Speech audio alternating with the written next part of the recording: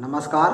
आप सभी प्रशिक्षुओं का Sai college of teachers training Unama के द्वारा संचालित इस ऑनलाइन क्लास में स्वागत है। आज के क्लास में हम बात करेंगे बीएड प्रथम वर्ष के पेपर कोड ईपीसी 2 के यूनिट 2 से। आप सभी जानते होंगे आपके पेपर कोड ईपीसी 2 में आप सभी को पढ़ना है drama and art in education. शिक्षा में कला और नाट्य की क्या भूमिका है, इसके बारे में आप सभी को जानना है। इसके अंतर्गत जो है लगातार हम पिछले 2 दिन से एक टॉपिक पर बात कर रहे थे, जिस टॉपिक का नाम है भारतीय कला एवं कलागत तत्व। तो इसके तहत आज का मेरा ये तीसरा वीडियो है। इसके पूर्व हमने कला क्या है, कला की परिभाषा क्या है, इसके बारे में बात किया था। और कल के वीडियो में हमने कला षडंग के बारे में जाना है, जिसे कि वात्स्यायन द्वारा रचित काम सूत्र के 3य अध्याय में यशोधर पंडित के द्वारा एक श्लोक दिया गया है, जिसमें हमें चित्रकला के जो आप कह सकते हैं चित्रकला का फॉर्मूला या चित्रकला षडंग के बारे में पढ़ने को प्राप्त होता है। उसी टॉपिक को आगे बढ़ाते हुए आज हम बात करेंगे कला के तत्व यानी कि एलिमेंट्स ऑफ आर्ट के बारे में। आज क्या लिखेंगे है जी, कला के तत्व। कला के तत्व जैसे मैंने कल भी आपको बताया था कि जैसे षडंग कितने होते हैं, षडंग 6 होते हैं, ठीक उसी प्रकार कला के तत्व भी 6 ही होते हैं। आप लिखेंगे कला के मुख्य 6 तत्व होते हैं। वो 6 तत्व कौन कौन होते हैं? देखिए, पहला का होता है रेखा, दूसरा होता है रूप, रूप या आकृति भी इसे कह सकते हैं, आकृति या रूप। तीसरा होता है वर्ण, वर्ण को या हिंदी में रंग कहते हैं। चौथा होता है तान, पांचवा है वयन, इसे पोत भी कहा है, और छठा है अंतराल। ये 6 जो है कला के तत्व होते हैं। आज के क्लास में हम बेसिक रूप से 3 के बारे में बात करेंगे, यानी कि रेखा, आकृति और वर्ण के बारे में। तान, वयन और अंतराल के बारे में हम कल के वीडियो में बात करेंगे। तो चलिए हम आज के क्लास को शुरू करते हैं और एक एक करके समझते हैं कि जो 6 तत्व हैं इनका हम यूज जो है, इनका प्रयोग अपने हम चित्र निर्माण में कैसे कर सकते हैं। तो पहले हम बात करते हैं रेखा के बारे में, जिसे हम लोग लाइन भी आप लोग कह सकते हैं, रेखा या लाइन। देखिए, आप जो है रेखा में आपको लिखना है कि अपने साधारण रूप में रेखा जो है ज्यामितीय होती है, किंतु जब रेखा का प्रयोग कलाकृति के निर्माण हेतु किया जाता है तो रेखा का प्रयोग प्रतीकात्मक रूप में होने लगता है। यानी जो आप मैथ में जो लाइन पढ़ते हैं, जो रेखा पढ़ते हैं, रेखा वही है, लाइन वही है, लेकिन इसका प्रयोग हम लोग क्या करते हैं, जब कलाकृति के निर्माण में करते हैं, कोई आकृति बनाने में करते हैं, तो इसका प्रतीकात्मक रूप हमें दिखाई देने लगता है। रेखा के माध्यम से ही कलाकार अपने विभिन्न भावों की अभिव्यक्ति प्रस्तुत करता है। यानी कि एक कलाकार के मन में जो भी भाव होती है, जो भी इच्छा होती है, उसे वो रेखा के माध्यम से ही प्रस्तुत करते हैं, यानी कि लाइन के माध्यम से वो उसे प्रस्तुत करने का काम एक कलाकार के द्वारा किया जाता है। सर्वप्रथम जो है मानव द्वारा आत्म अभिव्यक्ति रेखाओं के माध्यम से ही प्रस्तुत की गई है। हम आगे आप सभी के बीच जो है प्रागैतिहासिक काल की चित्रकला भी लेकर आएंगे, जिसमें आप सभी जानेंगे कैसे रेखाओं के द्वारा आदि मानव ने चित्रों का निर्माण किया है। यानी कि उस समय कम्युनिकेशन का कोई भी साधन नहीं था। जो आजकल हम कम्युनिकेशन करते हैं, जो संप्रेषण करते हैं, बातचीत के द्वारा करते हैं, टेक्स्ट के द्वारा करते हैं, शब्दों के द्वारा करते हैं, लेकिन उस समय जब प्रागैतिहासिक काल में संप्रेषण का कोई माध्यम नहीं था, तो एक मानव के द्वारा, आदि मानव के द्वारा जो है सर्वप्रथम चित्रों के द्वारा ही, चित्रों के निर्माण के द्वारा ही वो अपना संप्रेषण का कार्य संपन्न करते थे। और चित्र का निर्माण वो कैसे करते थे? चित्र का निर्माण वो रेखाओं के माध्यम से ही प्रस्तुत करते थे। इसके बारे में हम आगे चर्चा करेंगे जब हम आप सभी के बीच प्रागैतिहासिक काल के बारे में लेकर आएंगे। चलिए हम रेखा के बारे में और समझते हैं।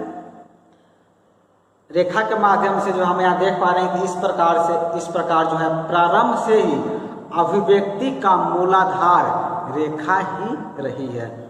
यानी कि हम क्या देख पा रहे हैं, हमने जाना कि प्रागैतिहासिक काल में भी जो इंसान थे वो भी अपने भाव को अभिव्यक्त करने के लिए, भावों को प्रस्तुत करने के लिए, या फिर आप कह सकते हैं कम्युनिकेशन के लिए रेखा का प्रयोग करते थे।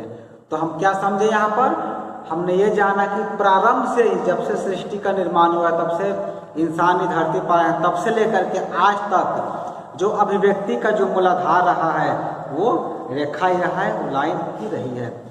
जब हम भारतीय चित्रकला की बात करेंगे, यानी कि इंडियन पेंटिंग की बात करते हैं, तो आप सभी जानते होंगे भारतीय चित्रकला भी रेखा प्रधान ही रही है, क्योंकि आपका टॉपिक ही भारतीय कला की हम बात कर रहे हैं। तो ये आपको याद रखना है, जब भी भारतीय कला की बात आती है तो भारतीय कला को रेखा प्रधान माना गया है। रेखा प्रधान इसलिए माना गया है क्योंकि हम अजंता से लेकर के, या अजंता छोड़ दीजिए, यदि आप और पहले जाए मौर्य काल से और पहले जाते हैं, जो आपका सिंधु घाटी की सभ्यता थी, तो हम कह सकते हैं कि सिंधु घाटी की सभ्यता से लेकर के अभी वर्तमान तक, यानी कि बंगाल स्कूल होते हुए आधुनिक काल तक, हर जगह जो हमें रेखाओं के अनुपम सौंदर्य देखने को प्राप्त होता है। आप किसी भी काल की कलाकृतियों को ले लें, किसी भी समय की आकृतियों को ले लें, आप देखेंगे कि रेखाओं के माध्यम से सुंदर अभिव्यक्ति प्रस्तुत की गई है। यानी कि हम यहाँ क्या देख रहे हैं कि भारतीय कला जो है हमेशा से रेखा प्रधान ही रही है। भारतीय कला में जो है लाइन ड्राइंग का, स्केच का बहुत ही ज़्यादा महत्व हमें दिखाई देता है। ये आपको याद रखना है। कई बार ऐसा प्रश्न पूछा जाता है, जब भी भारतीय कला के बारे में आपसे कुछ पूछा जाए, आपको लिखने को कहा जाए, तो सबसे पहले आप यही लिखेंगे कि भारतीय कला रेखा प्रधान रही है। परंपरागत कलाओं में भी रेखाओं के गूढ़तम सौंदर्य की दृष्टि हमें दिखाई देती है। सामान्य जो डिफिनेशन जो आप सभी जानते होंगे, उस हिसाब से रेखा जो है दो प्रकार की होती है। जो अभी तक आप पढ़ते आए हैं या जो आप जानते भी हैं, आप क्या बोलते हैं, रेखा जो है दो प्रकार की होती है, या रेखा के दो भेद माने गए हैं। एक होती है सरल रेखा और दूसरी होती है वक्र रेखा। यानी आप ये कह देंगे सीधी रेखा और एक टेढ़ी रेखा। तो ये तो आपका डिफिनेशन था, ये आपका भेद था जो कि अभी तक आप पढ़ते आए थे। लेकिन जब हम कला की बात करते हैं, आर्ट की बात करते हैं, तो कला में जो है, जैसे आप सभी जानते होंगे, कला का इंग्लिश की परिभाषा बदल जाती है, क्योंकि पूरी जो कला की जो दुनिया है या कला का जो साम्राज्य आप कह सकते हैं, वो रेखा पर ही निर्भर है, रेखा पर ही डिपेंड है। तो जब यहाँ पर हम कला शुरू करेंगे तो कला में आपकी रेखा की परिभाषा जो है अलग हो जाएगी, इसकी परिभाषा बदल जाती है। तो कला में जो है आप रेखा की परिभाषा में लिखेंगे कि रेखा दो बिंदुओं या दो सीमाओं के बीच की दूरी है, जो कि बहुत ही सूक्ष्म होती है, यानी कि माइक्रो होती है, और गति की दिशा भी निर्देश करती है। कभी कभी जो है दो या अधिक बिंदुओं के बीच वास्तविक रेखा न होते हुए भी रेखीय प्रभाव आ जाता है। इस प्रकार की रेखाएं को हम लोग अनुभूत रेखाएं कहते हैं। यानी कि मेरे पास दो बिंदु है, एक यहाँ बिंदु है और एक यहाँ बिंदु है, ठीक है ना, और मान लें कि ऐसे हम बिंदु दे दिए, ठीक है। तो यहाँ पर आप देख रहे हैं कि इन बिंदुओं के बीच जो है क्या है, एक रेखा नहीं है, लेकिन बिंदुओं के बीच अंतराल होते हुए भी, स्पेस होते हुए भी हमें रेखीय प्रभाव देखने को मिलता है। जैसे मान लें कि हम यहाँ पर ऐसे डॉट दे दिए, ठीक है, या फिर हम ऐसे डॉट दे दिए, तो यहाँ पर क्या देख रहे हैं, यहाँ पर हमें कोई रेखीय प्रभाव देखने को प्राप्त हो रहा है। तो इससे क्या कहते हैं, इस तरह की रेखा को हम अनुभूत रेखाएं कहते हैं। चलिए हम रेखा के प्रकार, और चूंकि प्रभाव की हम बात किए हैं, तो रेखा के प्रकार, यानी कि कला में जो है रेखा कितने प्रकार हैं और उसका प्रभाव क्या है, इसके बारे में जानते हैं। देखिए रेखाओं का जो है अपना एक प्रतीकात्मक महत्व रहा है।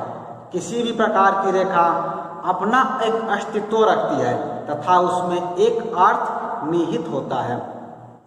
देखिए हम कोई भी अगली लाइन खींच रहे हैं, कोई भी आकृति बना रहे हैं, तो सबके पीछे एक ना एक लॉजिक या एक मैजिक छिपा होता है, या एक प्रभाव छिपा होता है। क्योंकि हम कला के दृष्टि से रेखा को जान रहे हैं, लाइन को जान रहे हैं, तो प्रत्येक रेखा का अपना एक प्रतीकात्मक महत्व रहता है। उस हम प्रतीकात्मक महत्व को जानेंगे, उसके प्रभाव को जानेंगे, ताकि जब हम चित्रों का निर्माण करें तो उस प्रभाव को हम बेहतर तरीके से अपने चित्रों में प्रस्तुत कर सकें। तो सबसे पहले हम बात करते हैं सीधी लंबवत रेखा के बारे में। यानी मान लीजिए एक रेखा है जो कि सीधी है, ठीक है, सीधी लंबवत रेखा है। सीधी लंबवत रेखा में क्या होता है, लाइन आपका एकदम सीधा होता है, स्ट्रेट होता है, ठीक है ना। ये होती है सीधी लंबवत रेखा। इस रेखा के यदि हम प्रभाव की बात करें तो इस रेखा का मुख्य प्रभाव होता है आकांक्षा, गौरव, स्थायित्व एवं शाश्वतता प्रदान करता है। इस तरह की रेखा का जब हम चित्रों में निर्माण करेंगे, यानी सीधी लंबवत रेखा बनाएंगे, तो इस रेखा का प्रभाव पड़ता है आकांक्षा, गौरव या स्थायित्व, मजबूती को प्रदान करती है। उसी तरह दूसरा आपका रेखा जिसे हम कहते हैं क्षैतिज रेखा, जो कि इस तरह से जाता है, ठीक है ना। इस रेखा का मुख्य गुण होता है, इसे हम लोग लंबवत, इस रेखा का जो मुख्य गुण होता है कि लंबवत रेखा को आधार प्रदान करना, यानी कि जो लंबवत रेखा थी इसे जो है आधार प्रदान करने का, सरफेस प्रदान करने का काम इस रेखा के द्वारा किया जाता है। इसे हम लोग कहते हैं क्षैतिज रेखा। यदि इस रेखा के हम प्रभाव की बात करें तो इस रेखा का मुख्य प्रभाव होता है विश्राम, स्थिरता, शांति, मौन एवं संतुलन। इसमें एक संतुलन दिखता है, बैलेंस में इस तरह की रेखा का हम प्रयोग करेंगे तो इसका प्रभाव होता है मौन, शांति, संतुलन या विश्राम को दिखाने के लिए हम इस तरह की रेखा का प्रयोग करते हैं। यानी कि आप कह सकते हैं हम जो है क्षैतिज रेखा का प्रयोग करते हैं। इसके उपरांत जो और रेखा आती है जिसको हम बोलते हैं कोणीय रेखा। इस तरह की रेखाएं जो होती है जिसमें कोण का निर्माण होता है, जिसे हम लोग कहते हैं कोणीय रेखाएं। इस रेखा का मुख्य प्रभाव के लिए हम बात करें तो इस रेखा का जो मुख्य प्रभाव होता है व्याकुलता, संघर्ष, आघात, बेचैनी, असुरक्षा तथा अस्पष्टता होता है। यानी इस तरह की रेखा जब हम बनाएंगे कोणीय रेखा, तो इस रेखा का मुख्य प्रभाव हमें देखने को मिलता है कि व्याकुलता दिखाने के लिए, संघर्ष दिखाने के लिए, किसी को बेचैनी को या फिर असुरक्षा को दिखाने के लिए इस तरह की रेखा का प्रयोग हम चित्रांकन में या फिर अपने चित्रों में करते हैं। इसके उपरांत जो है एक और रेखा जिसे हम बोलते हैं कर्णवत रेखाएं, जो कुछ इस तरह से कर्ण की तरह, यानी तिरछी रेखाएं, जैसे आड़ी रेखाएं भी कहा जाता है। इस रेखा का मुख्य प्रभाव नाटकीयता या फिर प्रबल उत्तेजना कह सकते हैं, बेचैनी तथा व्याकुलता को दर्शाती है। इस तरह की रेखाएं जो हम लोग बनाते हैं, यानी कि आड़ी रेखा या फिर कर्णवत रेखाएं भी से कहा जाता है। इसका प्रभाव जो हमें उत्तेजना, बेचैनी, व्याकुलता को दिखाने के लिए इस तरह की रेखाओं का प्रयोग किया जाता है। इसके उपरांत जो है एक और रेखा है जिसको बोलते हैं एक पुंजीय रेखा। एक पुंज यानी कि एक पुंज से, एक बिंदु से, एक डॉट से जब रेखाएं बाहर निकलती है तो इसे कहा जाता है एक पुंजीय रेखा। यानी कि एक डॉट है, ठीक है, अब इस डॉट से जो है चारों दिशाएं में आपकी रेखाएं निकल रही है इस तरह से, तो इसे हम लोग कहते हैं एक पुंजीय रेखा। यानी कि एक पुंज से, एक डॉट से चारों तरफ रेखाएं जो है बाहर निकलती है। इस रेखा का मुख्य प्रभाव एकता, शक्ति, अभिलाषा, शोभा, स्वदेश प्रेम या प्रसार को दिखाता है। आपसे फिर क्या होंगे, यदि कोई चीज किसी के विस्तार को दिखाना है, प्रभाव को दिखाना है, वो बहुत दूर में फैला हुआ है, यानी कि विस्तृत है, तो इस तरह की रेखाओं का प्रयोग किया जाता है। या फिर जो है ऐसे भी इस तरह की रेखाओं का भी प्रयोग किया जाता है। एक पुंज ये भी रेखा आती है, या फिर चारों तरफ भी दिखा सकते हैं, फिर एक पुंज से निकलते हुए दिखा सकते हैं। यदि आपसे भी ध्यान दिए होंगे तो आप दैनिक भास्कर या फिर दैनिक जागरण का लोगो देखिएगा। उस लोगो में क्या दिखाया था? उस लोगो में उन्होंने सन को दिखाया, सूरज को दिखाया, सूरज की प्रकाश पुंज निकलते हुए दिखाया था। यानी कि उसमें एक पुंजीय रेखाओं का प्रयोग किया गया है, जिसका अर्थ होता है प्रसार, यानी कि बहुत दूर में वो फैला हुआ, पूरा विस्तृत है। तो ऐसे प्रभाव दिखाने के लिए, या फिर आप कोई भी भगवान की या गॉड की जो तस्वीर बनाते हैं, तस्वीर में उनके सर के पीछे जो है ऐसे प्रभाव हम दिखाते हैं। यानी कि उनको हम क्या दिखाते हैं कि ये पूरे विस्तृत है, उनकी शोभा को बढ़ाने के लिए, उनके शक्ति को निरूपित करने के लिए एक पुंजीय रेखाओं का प्रयोग किया जाता है। इसके उपरांत जो है एक और रेखा है जिसको बोलते हैं वर्तुल या फिर चक्राकार रेखा है। ये इसमें क्या होता है, इस रेखा का मुख्य प्रभाव जो है भ्रम, संघर्ष, उत्तेजना, गति एवं शक्ति को दिखाता है। इस तरह की रेखाएं जो है एक कह सकते हैं कि एक चक्राकार रहती है, यानी कि इस तरह की रेखाएं जो है उसमें बनी होती है इस तरह से, यानी कि एक भ्रम को दिखाने के लिए, एक आप कह सकते संघर्ष को दिखाने के लिए इस तरह की रेखाओं का, भ्रमित करने के लिए इस तरह की रेखाओं का हमेशा जो है प्रयोग किया जाता है। खास करके जब आप कोई भी मैजिक शो देखेंगे, जादू का शो देखेंगे, तो उसमें जो है इस तरह की रेखाओं का प्रयोग किया जाता है, यानी कि भ्रम को, संघर्ष को निरूपित करने के लिए हम लोग वर्तुल या फिर इसे चक्राकार रेखाएं कहा जाता है। एक और रेखा है जिसको बोलते हैं परवाही रेखा है। परवाही यानी कि उसमें प्रवाह हमें दिखाई देता है, इस तरह की हमें जो है प्रवाही रेखाएं, जिसे हम जिगजैग लाइन भी बोलते हैं या फिर इसे हम प्रवाही रेखाएं भी बोल सकते हैं। जैसे कि आपने शुरू में मैंने आपको बताया था, देखें सरल रेखा और वक्र रेखा, तो ये वक्र रेखा की श्रेणी में आती है, बाकी सब जो है सरल रेखा के अंतर्गत आते हैं। तो ये आपका जो है यानी कि वक्र रेखा जो है इसे आप कहा जाता है परवाही रेखा है। इस रेखा का मुख्य प्रभाव गति, लावण्य एवं माधुर्य को दिखाने के लिए इसका प्रयोग किया जाता है, यानी कि इसमें गति दिखाया जाता है। कोई यदि आप नदी का अंकन कर रहे हैं, बारिश का अंकन कर रहे हैं, इसमें मोशन हो, गति हो, तो इस तरह की रेखाओं का जो है प्रयोग उसमें किया जाता है। गति को दिखाने के लिए, मोशन को दिखाने के लिए हम इस तरह के परवाही रेखाएं का प्रयोग करते हैं। यानी कि हमने रेखा में जाना कितने सारी रेखाएं हैं जिनका प्रयोग हम अपने चित्रों में कर सकते हैं। इसके उपरांत जो आपका दूसरा है, इसे कहते हैं आकृति, या इसे रूप भी आप बोल सकते हैं, इंग्लिश में फॉर्म भी इसे कह सकते हैं। तो रूप में आप सभी को लिखना है कि रूप क्या होता है, वह क्षेत्र है जिसका अपना निश्चित आकार तथा अपना निश्चित वर्ण होता है, यानी कि कलर होता है। हमने रेखा में क्या जाना, रेखा में इसका आप देख रहे हैं जितनी रेखा में निरूपित किया, इसका अपना कुछ भी एक रूप नहीं है। इस रेखा को आप किसी भी रूप में ढाल सकते हैं, यानी कि इस रेखा को जो है हम क्या करते हैं, निश्चित आकृति में, निश्चित रूप में बनाते हैं। रूप का निर्माण कैसे होता है? रूप का निर्माण जो है छोटे छोटे बिंदुओं से होता है, किंतु इन बिंदुओं को जो है क्रमानुसार केवल एक ही दिशा में बढ़ाया जाए तो फिर रेखा का निर्माण होता है। यानी जैसे कि ये बिंदु है, ठीक है, हम इस बिंदु को आगे बढ़ाते चले जाएंगे तो क्या होगा, एक रेखा का निर्माण होगा। लेकिन इस बिंदु को हम एक निश्चित अनुपात में बढ़ाएंगे, जैसे कि हमने बात करते हैं, हम निश्चित अनुपात में इस बिंदु को बढ़ाते चले जाए, ठीक है ना। जैसे हम एक निश्चित अनुपात में बढ़ाएंगे तो यहाँ पर क्या होगा, एक आप देखेंगे यहाँ पर एक रूप का निर्माण हो गया। शत्रु को आपको समझ में आ रहा होगा, इसको हम क्लियर कर देते हैं। इसी का और आगे बढ़ाते चले जाएंगे तो यहाँ पर आप देखेंगे एक रूप का भी निर्माण यहाँ पर हो गया।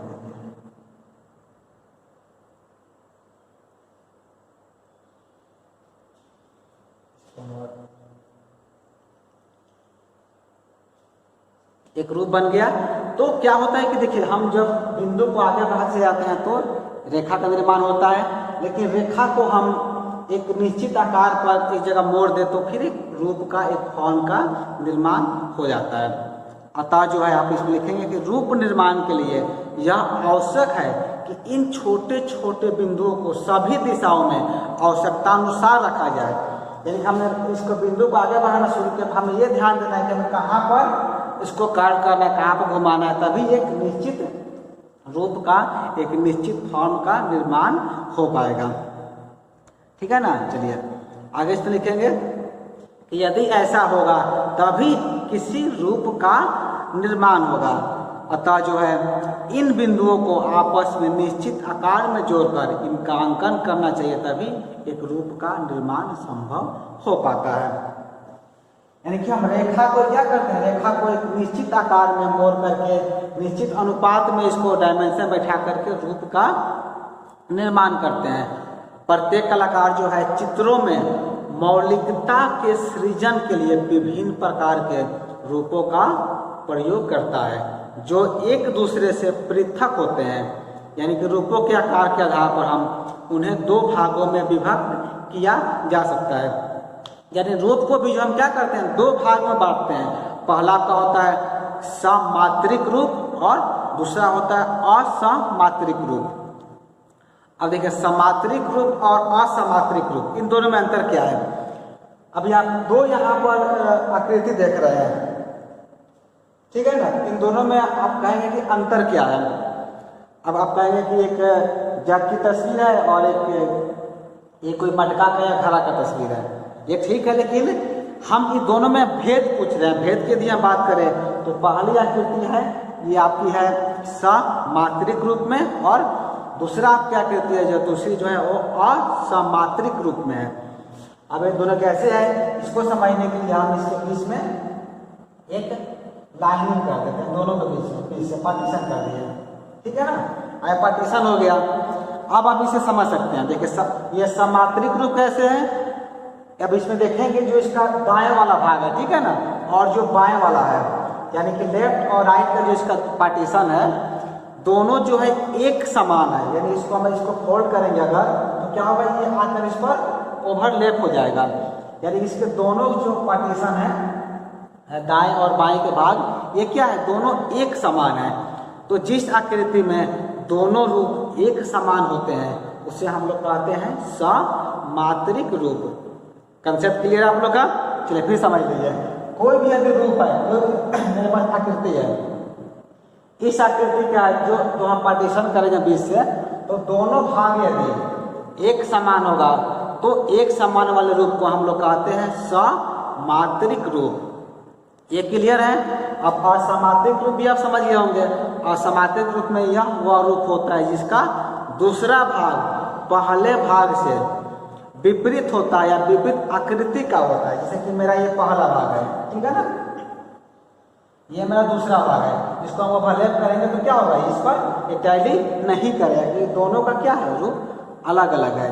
तो ऐसी आकृति को, ऐसे रूपों को हम लोग कहते हैं असमात्रिक रूप। और जिसका जो है दोनों भाग जो है एक समान होता है उसे हम लोग कहते हैं समात्रिक रूप। ये आपको याद रखना है।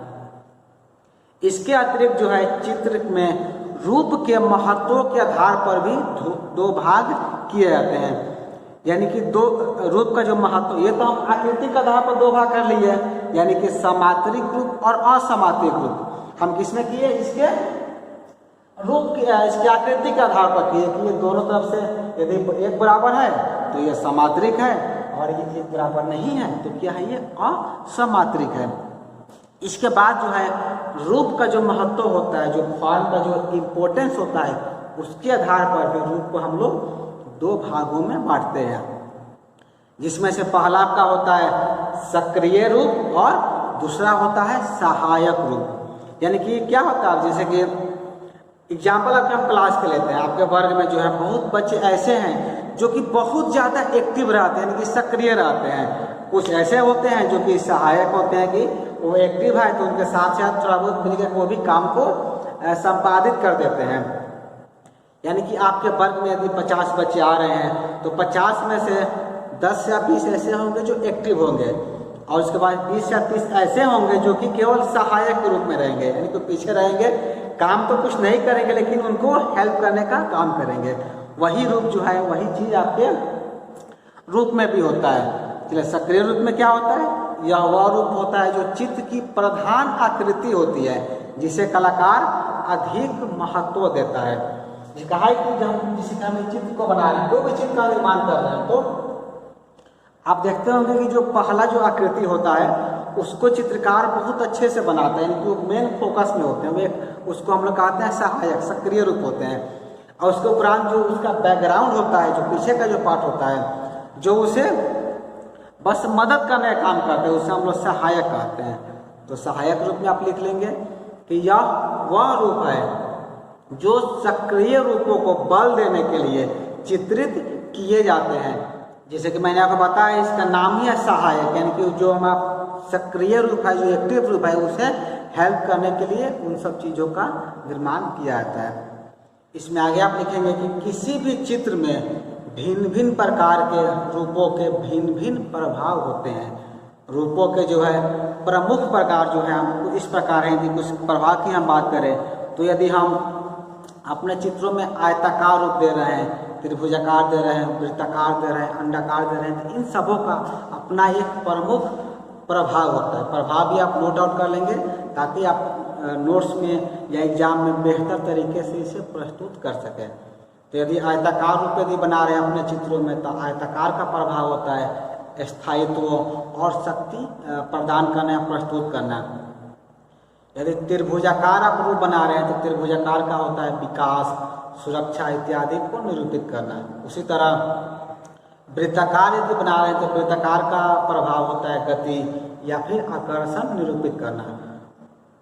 और अंडाकार आकृति यदि बना रहे हैं तो अंडाकार आकृति का अर्थ होता है लावण्य, सौंदर्य इत्यादि को प्रस्तुत करना। अगला आपका है वर्ण यानी कि रंग। देखिए आपको हम बताए थे कि आज की क्लास में हम 3 बिंदुओं बात करेंगे, लेकिन वीडियो आपका ज़्यादा लंबा हो गया है, इसीलिए हम इसी 2 ही टॉपिक पर आज की क्लास को लीड करते हैं। क्योंकि वर्ण जो आपका है रंग थोड़ा सा लंबा टॉपिक है, इसके बारे में हम कल के वीडियो में आपसे भी चर्चा करेंगे, लेकिन तो वीडियो जो है बहुत ज़्यादा लंबा हो जाएगा। हम कल के वीडियो में जो वर्ण और तान के बारे में बात करेंगे, उसके उपरांत जो है पोत और अंतराल के बारे में हम आप सभी की भी चर्चा करेंगे। चलिए आज की क्लास में इतना ही। आज की क्लास को पूरा देखने के लिए आपका धन्यवाद।